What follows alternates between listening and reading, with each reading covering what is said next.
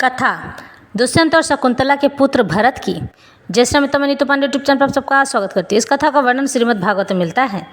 कहते हैं कि प्रेम ही जीवन का मूल आधार है। कुछ पल ऐसे ही जिया जाता है, हम सफ़र इतना सरल हो तो उसे सुना भी जाता है। ये प्रेम का पल बस हमें यही सिखा जाता है। तो बोलो जय श्री राधे।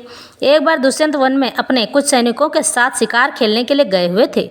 उधर ही वे कण्व मुनि के आश्रम पर जा पहुँचे। उस आश्रम पर देव माया के समान मनोहर एक स्त्री बैठी हुई थी। उसकी लक्ष्मी के समान अंग कांति से वह आश्रम जगमगा रहा था। उस सुंदरी को देखते ही दुष्यंत मोहित हो गए और उससे बातचीत करने लगे। उसको देखने से उसका बड़ा आनंद मिला।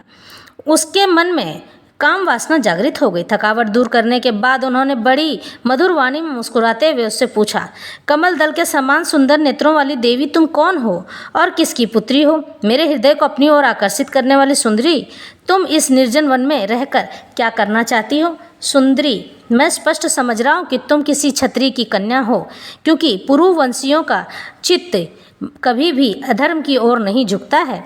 शकुंतला ने कहा, आपका कहना बिल्कुल सत्य है। मैं विश्वामित्र जी की पुत्री हूँ। मेनका अप्सरा ने मुझे वन में छोड़ दिया था।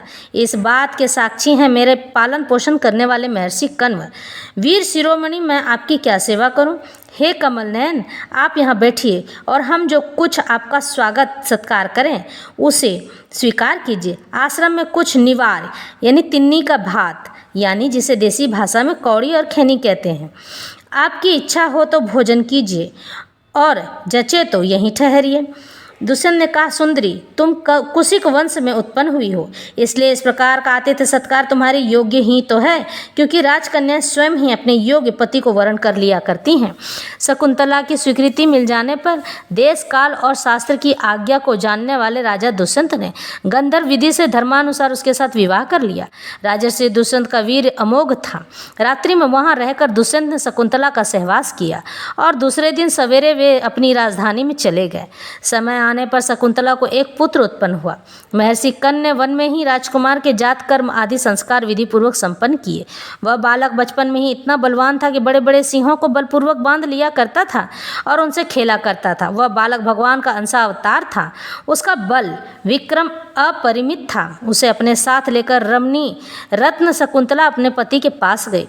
जब राजा दुष्यंत ने अपनी निर्दोष पत्नी और पुत्र को स्वीकार नहीं किया, तब जिसका वक्ता नहीं देख रहा था यानी कि बोलने वाले भगवान, और जिसे सब लोगों ने सुना, ऐसी आकाशवाणी हुई, पुत्र उत्पन्न करने में माता तो केवल धौंकनी के समान है, एक माध्यम मात्र है। वास्तव में पुत्र पिता का ही अंश तो होता है, क्योंकि पिता ही पुत्र के रूप में उत्पन्न होता है। इसलिए हे दुष्यंत, तुम शकुंतला का तिरस्कार न करो, अपने पुत्र का भरण पोषण करो। हे राजन, वंश की वृद्धि करने वाला पुत्र अपने पिता को नरक से उबार लेता है। शकुंतला का कहना बिल्कुल ठीक है। इस गर्भ को धारण कराने वाले तुम ही तो हो। हे परीक्षित, पिता दुष्यंत की मृत्यु हो जाने के बाद वह परम यशस्वी बालक चक्रवर्ती सम्राट हुआ। उसका जन्म भगवान के अंश से हुआ था।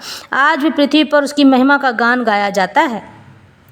इसी भरत के नाम से हमारे भारत देश का नाम पड़ा है। भारत, उसके दाहिने हाथ में चक्र का चिन्ह था और पैरों में कमल कोश का। महाअभिषेक की विधि से राज के पद पर उसका अभिषेक हुआ। भरत बड़ा शक्तिशाली राजा था। भरत ने ममता के पुत्र दीर्घतमा मुनि को पुरोहित बनाकर गंगा तट पर गंगा सागर से लेकर गंगोत्री पर्यंत 55 पवित्र अश्वमेध यज्ञ किए थे। और इसी प्रकार यमुना तट पर भी प्रयाग से लेकर यमुनोत्री तक उन्होंने 78 अश्वमेध किए। इन सभी यज्ञों में उन्होंने अपार धनराशि दान किया था। हे दुष्यंत कुमार, भरत का यज्ञ अग्नि स्थान पर बड़े ही उत्तम गुण वाले स्थान में किया गया था। उस स्थान में भरत ने इतनी गौवें दान दी थी कि 1000 ब्राह्मणों में प्रत्येक ब्राह्मण को एक एक बद्ध गौवें मिली थीं। इस प्रकार राजा भरत ने उन यज्ञों में 133 घोड़े बांधकर यज्ञ करके समस्त नरपतियों को असीम आश्चर्य में डाल दिया था। इन यज्ञों के द्वारा इस लोक में तो राजा भरत को परम यश मिला ही, अंत में उन्होंने माया पर भी विजय प्राप्त कर ली। इस प्रकार से और देवताओं के परम गुरु भगवान श्री हरि को प्राप्त कर लिया। यज्ञ में एक कर्म होता है मशनार, उसमें भरत ने सुवर्ण यानी सोने से विभूषित जड़ा हुआ श्वेत सफ़ेद दांतों वाले एक काले रंग के 14 लाख हाथी दान किए। भरत ने जो महान कर्म किया वह न तो पहले कोई राजा कर सका था और न ही आने वाले समय में कोई कर सकेगा। क्या कभी कोई हाथ से स्वर्ग को छू सकता है? नहीं ना। भरत ने दिग्विजय के समय किरात, हूण, यवन, अंध्र, कंक, खश, शक और मलेच्छ आदि समस्त ब्राह्मण द्रोही राजाओं को मार डाला था। पहले युग में बलवान असुरों ने देवताओं पर विजय प्राप्त कर ली थी और वे रसातल में रहने लगे थे। उस समय वे बहुत सी देवांगनाओं को रसातल में ले गए थे। राजा भरत ने फिर से उन्हें छुड़ा लिया था। उनके राज्य में पृथ्वी और आकाश प्रजा की सारी आवश्यकताएं पूर्ण कर दिया करते थे। भरत ने 27,000 वर्ष तक समस्त दिशाओं का एक छत्र शासन किया, पूरी पृथ्वी पर राज किया। अंत में सार्वभौम सारी पृथ्वी के सम्राट भरत ने यही निश्चय किया कि लोकपालों को भी चकित कर देने वाला ऐश्वर्य, सभी पृथ्वी संपत्ति, अखंड शासन और यह जीवन भी मिथ्या ही है। यह निश्चय करके वे संसार से उदासीन हो गए। हे परीक्षित, विदर्भ राज की 3 कन्याएं सम्राट भरत की पत्नियां हुआ करती थी। वे उनका बड़ा आदर किया करती थीं। परंतु जब भरत ने उनसे कह दिया कि तुम्हारे पुत्र मेरे अनुरूप तो नहीं हैं, वे मेरे जैसे बलवान और शक्तिशाली नहीं हैं, यह बात उनकी पत्नियों के मन में घर कर गई और वे डर गई। तब वे डर गई कि कहीं सम्राट हमें त्याग न दे, इसलिए उन्होंने अपने बच्चों को ही मार डाला। इस प्रकार सम्राट भरत वंश वितथ अर्थात विच्छिन्न होने लगा, यानी कि नष्ट होने लगा। वंश न होने के कारण से लोग तरह तरह की बातें करने लगे। तब उन्होंने संतान के लिए मरुत्सोत्तम नाम यज्ञ किया। इससे मरुद गणों ने प्रसन्न होकर भरत को भरद्वाज नाम का पुत्र दिया। भरद्वाज की उत्पत्ति का प्रसंग यह है कि एक बार बृहस्पति देव अपने भाई उतथ्य की गर्भवती पत्नी से मैथुन करना चाहते थे, संभोग करना चाहते थे।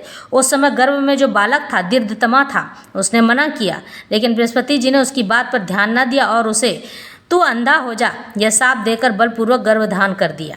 उतथ्य की पत्नी ममता इस बात से डर गई कि कहीं मेरे पति मेरा त्याग न कर दें, इसलिए उसने बृहस्पति जी के द्वारा होने वाले लड़के को त्याग देना चाहा। उस समय देवताओं ने गर्भस्थ शिशु के नाम का निर्वचन करते हुए यह कहा, बृहस्पति जी कहते हैं कि अरे मूढ़े, यह मेरा औरस और मेरे भाई का क्षेत्रज, इस प्रकार दोनों का पुत्र द्वाज है, इसलिए तू डर मत, इसका भरण पोषण कर भर। इस पर ममता ने कहा, बृहस्पति, यह मेरे पति का नहीं, हम दोनों का ही पुत्र है, इसलिए तुम ही इसका भरण पोषण करो।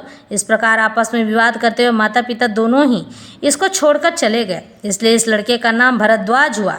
देवताओं के द्वारा नाम का ऐसा निर्वचन होने पर भी ममता ने यही समझा कि मेरा यह पुत्र वितथ अर्थात अन्याय से पैदा हुआ है, अतः उसने उस बच्चे को छोड़ दिया। अब मरुदगणों ने उसका पालन किया और जब राजा भरत का वंश नष्ट होने लगा तब उसे लाकर उनको दे दिया। यही वितथ भारद्वाज भरत का दत्तक पुत्र यानी कि उनका गोद लिया हुआ पुत्र कहलाया। हमारा जीवन अनेक ही अजीब घटनाओं से भरा होता है। जीवन में कब क्या और किस प्रकार हो जाए यह ईश्वर के सिवा कोई नहीं जानता है। इसलिए जीवन में जो भी होता रहता है इससे ईश्वर को कोसना नहीं चाहिए। ईश्वर को धन्यवाद देना चाहिए कि कुछ बड़ा घटना घटने वाला था, आपने मुझे छोटे घटना में ही बचा लिया। क्योंकि जब तक हमारी सांसें चल रही इसका मतलब है ईश्वर का आशीर्वाद हम पर निश्चित है और उन पर शंका या उन्हें कभी भी दोष नहीं देना चाहिए। ईश्वर का हमेशा हर पल धन्यवाद करते रहना चाहिए।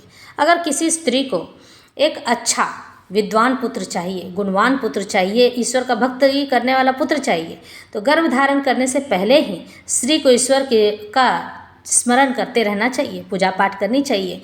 और जब गर्भधान हो जाए, गर्भ आ जाए, तो उस समय भगवत की शरण लेनी चाहिए। भगवत किताब रामचरितमानस, श्रीमद् भगवद गीता और श्री कृष्ण के बाल लीलाओं का वर्णन सुनना चाहिए।